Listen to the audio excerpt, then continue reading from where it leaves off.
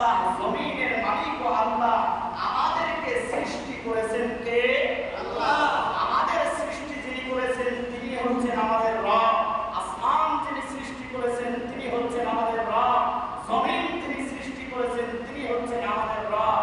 অতএব সেই আসমানের নিচে যে জমিনের উপরে আমরা বসবাস করছি আমাদেরকেও তিনি সৃষ্টি করেছেন।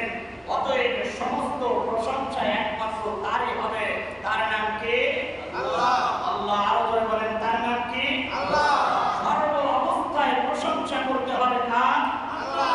দোস্তরা আমার, আমরা মাঝে মাঝে এটা বলে আমরা দুনিয়ার মানুষের প্রশংসা করতে করতে, নেতার প্রশংসা করতে করতে মালিকের প্রশংসার কথা বলে যায়।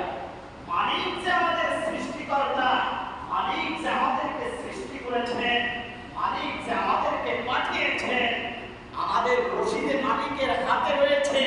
যখন টান দিবেন তখন চলে যেতে হবে। একথা আমরা ভুলে গিয়ে আমরা দুনিয়ার মানুষের পিছনে পড়ে, দুনিয়ার লোক লালসায় পড়ে, নেতা নেত্রীর পিছনে পড়ে আমরা মালিকের প্রশংসা ভুলে দিয়ে অপবিত্র মানুষগুলোর চরিত্র নিয়ে আমরা স্লোগান তুলি।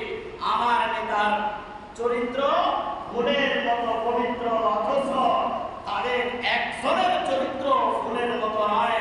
ফুলের মতো পবিত্র যেই নেতা, সেই নেতা হচ্ছে আমার আপনার নবী, বিশ্ব নবী সাইয়্যিদুল মুরসালিন জনাবে মুহাম্মদুর রাসূলুল্লাহ সাল্লাল্লাহু আলাইহি ওয়াসাল্লাম।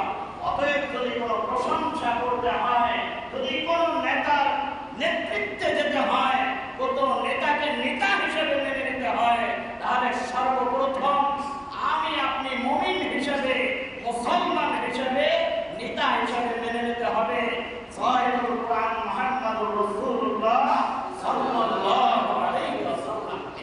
আমাদের এক নাম্বার সর্বপ্রথম আমাদের নেতার নাম হচ্ছে আমাদের নবী, আমাদের সরদার সাইয়্যিদুল আম্বিয়া সাইয়্যিদুল মুরসালিন জনাবে মুহাম্মদুর রাসূলুল্লাহ